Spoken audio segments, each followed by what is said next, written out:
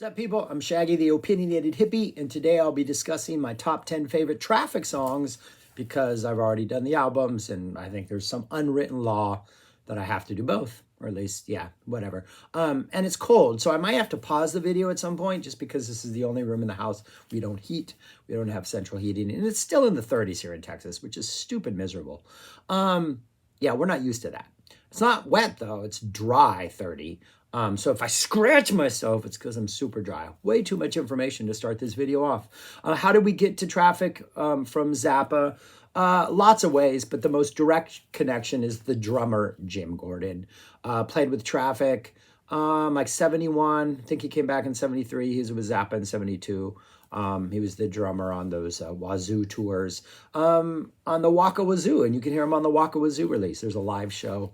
Their final live show is on that release. A fantastic, fantastic show. Anyways, that's how we got to Traffic from Zappa. So I'm going to discuss my top 10, and then at the end of the 10, I will put up a list on the screen in case you're a visual learner and want to see them for yourself. So here we go. Number 10, Dream Gerard, off the Where the Eagles Fly. Is that what it's called, right? That album. Their last one before the extended break, before they came back in 94 for Far From Home. I like this song. This is sort of if Low Spark of High Heeled Boys is like an S tier Traffic song, this is like an A tier version of the Low Spark of High Heeled Boys. It's a long song. It's got this sort of rhythm, this groove, this sort of like motif that just kind of gets repeated over and over. The first 4.5, 5 minutes, there are vocals that Steve Winwood sort of delivers in I'm not going to say an unenthusiastic manner, but there's definitely a laid-back quality to his delivery. And then the last 5.5 minutes, 6 minutes of the song is just this really nice, meandering, and I mean that in a good way, kind of mid-tempo, if not low tempo, just kind of like jam. It's just beautiful. It's peaceful. It's a Sunday afternoon jam. It's a late night chill out jam. It's just a drive through the countryside in no hurry to go anywhere jam. Just an absolutely beautiful piece of music on an underrated, overlooked album. But that'd be number 10, Dream Gerard. Number 9, Light Up or Leave Me Alone. I've gone down a really deep Traffic rabbit hole since making that albums video, and I've been listening to a whole bunch of live stuff, all of which is fantastic. I've also been kind of reading reviews of Traffic just to see what people think, and this song gets very little love. Light Up or Leave Me Alone, almost like this like throwaway number.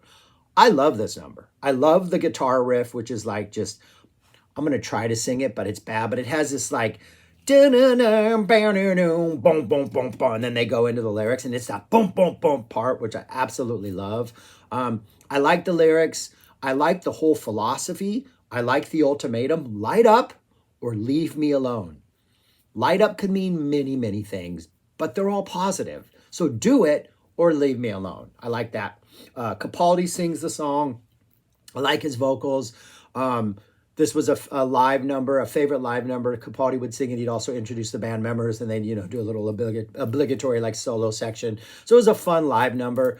And I recently watched the Traffic 94 Woodstock concert. Man, Steve Winwood does not get enough love as a guitar player. And this is one of those songs where he's just like getting in there and just hitting it hard. But I like this song. It's off Low Spark of High Heeled Boys, that album. Just a great song, a great rocker. I love that opening riff. I love the lyrics. Yeah, just a really good song. Number 8, Medicated Goo off Last Exit. Another fantastic number. They would open a lot of their shows with this. This was a live opening favorite. Again, incredible lyrics. It's just about a bunch of people who are having issues, and the solution to their issues is some medicated goo, that good old-fashioned medicated goo. It's good for you. My own home recipe will see you through. And as I've been listening to so much Traffic in like recent days, they're kind of obsessed with feeling all right, with feeling good. There's a lot of references to like, relax, like feel good. Let this person, Mr. Fantasy, take you somewhere special. Let this medicated goo light up or leave me alone. There's just this general theme of like, responsible indulgence or just feeling good in their lyrics. And it goes very well with their music, which is this very kind of laid back, but at the same time, incredibly like talented musicians doing really cool stuff. But there's a definite laid back vibe that the more I start paying attention to what they're singing about, or even look at the titles of their songs. There's another song on this album that's flat out titled Glad. Hey, on this list, glad, like feel good, feel happy. So I love that. Absolutely love that about the band. And I think Medicated Goo is just a really fun rocker. It's got some great lyrics about just advising people to like, hey, if you're feeling bad, enjoy some of this Medicated Goo. What is it? The whole second verse. Freaking Freddie Frawley. So some great lyrics. Freaking Freddie Frawley had some I know. He was last seen picking green flowers in a field of snow. Yeah, man, Medicated Goo does wonders for you. That's number 8. Number 7, Pearly Queen off their eponymously titled second album, Traffic. Just another really good kind of bluesy rocker. Some really neat, just a really good riff. Really good sort of solo jammy sections between the verses. This was another song that was a pretty common opening song. I think they would usually open with Pearly Goo. In the later years, they opened with Pearly Queen, and then Medicated Goo was the second song. A nice 2-1-2 punch to open. But then I think Medicated Goo is the first track off Welcome to the Canteen, right? But anyways, yeah, just another really great song. Steve Winwood, especially more recently when Mason had left the band, gets to show off his guitar chops on this song. It's a really good kind of bluesy rocker. Number 6, Colored Rain off their debut, Mr. Fantasy. Just one of the best little psych pop songs ever. Just the melody, the lyrics, the weird little psych interludes when there aren't lyrics, that little musical section, kind of like a 2.5 minute, just absolute nugget of psych pop perfection.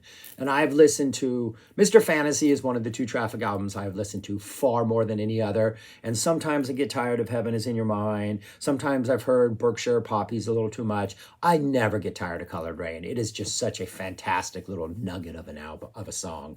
My number 6. Number 5, Glad. How can you not feel just glad when you hear this song? Instrumental, opens up John Barleycorn, has that awesome piano intro, that and he plays those low notes down there. Upbeat. The arrangement is awesome. There's usually pretty nice solos in here. We either get some sort of like some kind of like woodwind or brass solo in there, and then live sometimes when they go into that like post, there's no vocals in here, so like sort of the coda, the sort of segue thing that goes into Freedom Rider when everything slows down and different people solo. Winwood would get a nice solo in here and some of the live stuff on piano that was really nice. But yeah, I really like this song. Like the actual first 2/3, that sort of structured upbeat section just makes me feel happy. And then that last third, when things kind of slow down and they get spacey before they segue into Freedom Rider, I think that's like Traffic at their best, that kind of vibe. And so this kind of has the best of both worlds. Number 5, Glad. Number 4, Berkshire Poppies. Just an utterly indulgent, silly, over-the-top, vaudevillian, psych pop, just fun little number. I've always thought that XTC slashes Dukes of Stratosphere. You're a good man, Albert Brown, not Charlie Brown. You're a good man, Albert Brown seems to be directly inspired by this song.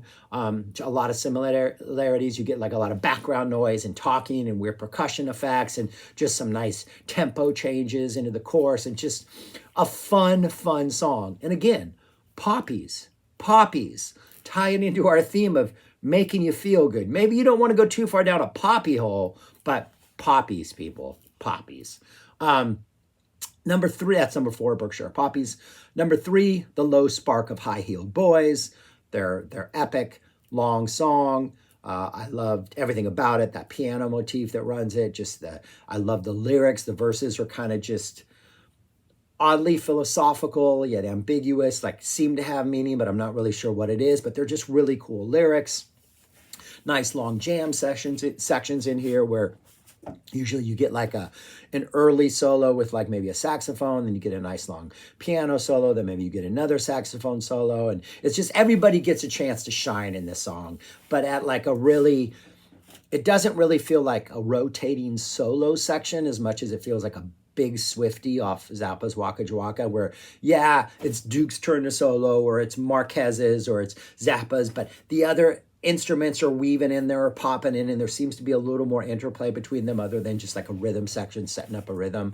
And so, yeah, just I love this. I love when they extend it out and gets like nice long 17-minute version of this on their live album that I'm going to talk about in my next video. What's that called? On the Road. Yeah, just a really, really, really good song.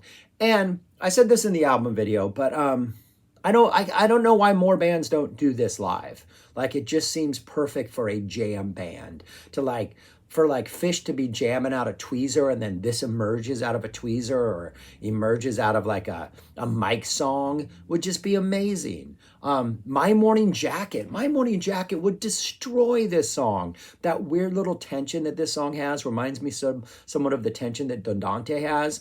That would just be phenomenal. So come on, if you're watching this, any of those people in those bands, or you know people, plant that seed in their ears. Please cover this song.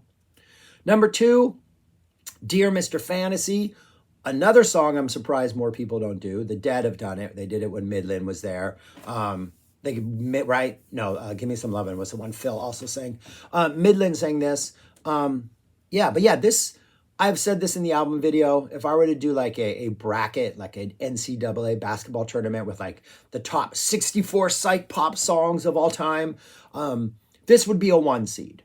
The number one seed, overall 1 seed, would have to be White Rabbit by Jefferson Airplane. But I would put this as a 1 seed. I think this is one of the great psych pop songs of all time. The lyrics, that guitar riff, just the solos, the sort of, I guess it's the bridge or the chorus or whatever, that weird other little melodic section that this has. Just an absolutely great song that you can open up and jam to. You can keep it simple. It has both qualities. If you don't jam in it, it's still a really good song. If you do jam in it, it's even a better song. Yeah, Dear Mr. Fantasy. Love it.